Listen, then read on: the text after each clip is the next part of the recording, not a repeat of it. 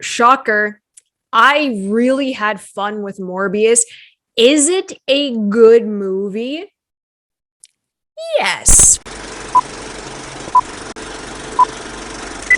Hey guys, welcome back to Canon Cinema. I'm Amanda, otherwise known as AMX NJ Reviews on Twitter, Instagram, and Letterboxd. Today I will be reviewing the new Marvel film, Morbius. It's about damn time. It's about damn time that we got to see this movie. It's been a while. It's been pushed multiple times, I think 6 or 7 times, but it is here. It drops tomorrow. And I know it's the Sony-verse. I totally understand that, but you're looking at someone who absolutely loves Venom, Let There Be Carnage for what they are. And I love that the Sony Spider-verse is doing something very different and unique in style and tone versus what the MCU is doing with Spider-Man. And I think that's okay. I think the more people realize that let the MCU do the whole like formulaic, kid-friendly, fun movies, that's fine. Let the Sonyverse be a bit darker.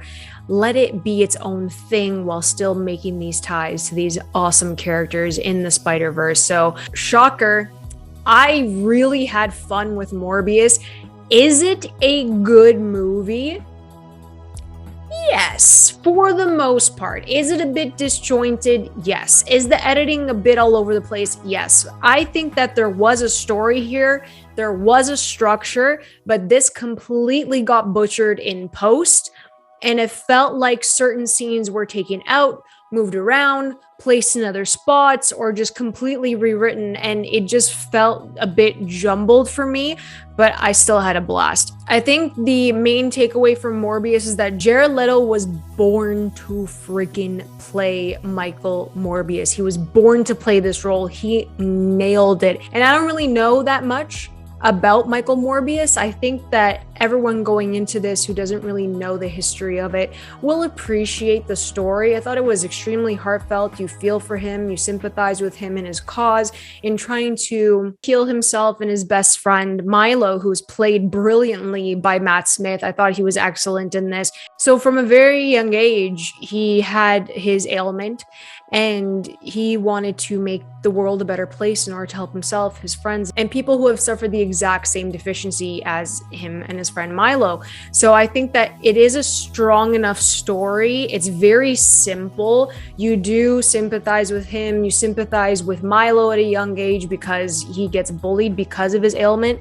And I think that you do connect with them on an emotional level. Very quick, very fast paced. I didn't feel like this dragged at all. I was really interested in it. Of course, it lulled a bit. I'm not saying that I love this. I'm not saying that this was fantastic.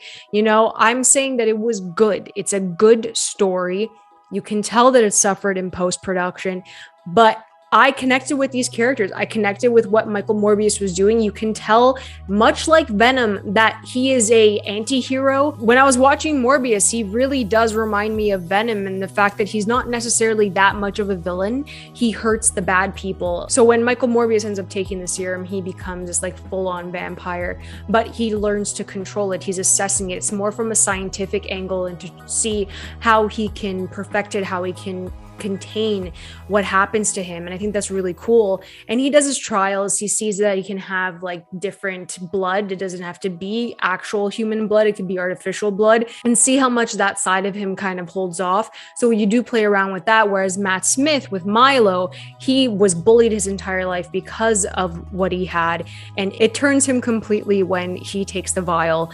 And there's a little bit of suspense, a little bit of mystery. I really love some sequences. There's a beautiful hallway scene with the lights flickering, really great long shot of this hallway, the lights turning back on, someone running down the hallway, and you feel this presence. And I thought he did a great job with that. Daniel Espinosa, the director, I thought it was really strong. There's some great VFX work. I think that's what I was most impressed with.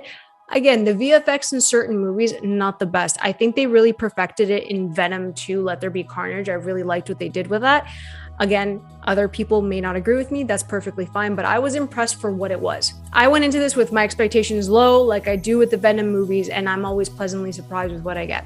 So the VFX work, very impressive. I think that the makeup, the use of the CGI on his face worked incredibly well because it felt seamless.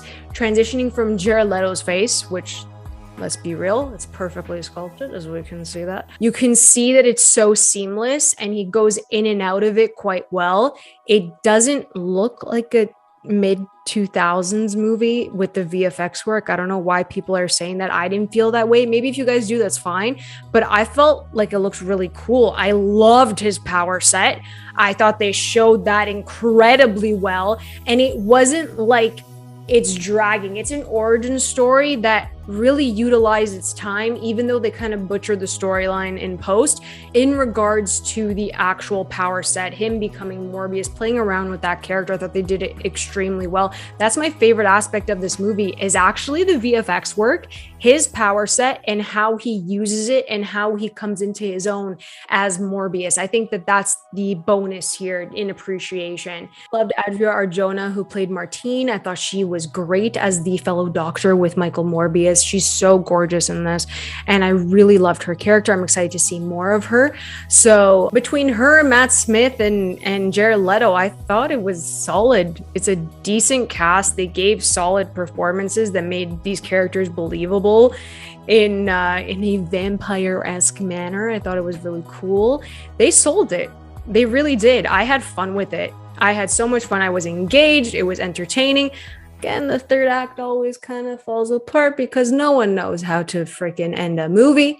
The action in the third act wasn't that great. It felt like a Harry Potter type of verses with Voldemort apparating through midair. Really gave me that vibe, but it didn't really ruin anything for me. It's like it's a typical third act. Like, okay, they're trying to finish everything. They're trying to have this massive battle, and it worked for what it was. What I really liked too was how the bats became family to Morbius. And I love the font at the beginning. I thought it was really cool, kind of matched the comic books. I love that it was pink and purple and green, and they really did a different vibe with Morbius with the title cards and the end credits. I like that. But yeah, I'm probably gonna give Morbius like I'm sitting at a 3 out of 5, could go down to a 2.5, could go to a 3.5 out of 5, but I get, it's the same as Venom. It's the same way I feel about Venom. It's a good movie. I was entertained. That's all that matters. I was impressed with an origin story. I was impressed with the special effects. And for me, it's enjoyable. If you liked Venom, and if you liked Venom, Let There Be Carnage, you will most definitely enjoy or find some kind of enjoyment with Morbius. It's not totally bad. There are some good qualities to it, but you can tell that it's suffered in different ways. It could have been better.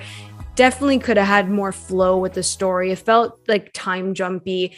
So I liked it. And then mid-credit scene, post-credit scene, it's what it is. They're trying to connect to something that they can't really connect with, and they built their own universe, but we did connect with the MCU because of Spidey. So it's a whole thing. I don't know what's going to come from this, but all I know is that I love the Sonyverse so much. If you liked Venom, Let There Be Carnage, you're really going to enjoy Morbius and appreciate it for what it is. So if you guys enjoyed this video, please like and subscribe. You can always follow me over at AMXND Reviews on Twitter, Instagram, and Letterboxd. I'll catch you guys next time. Keep watching movies.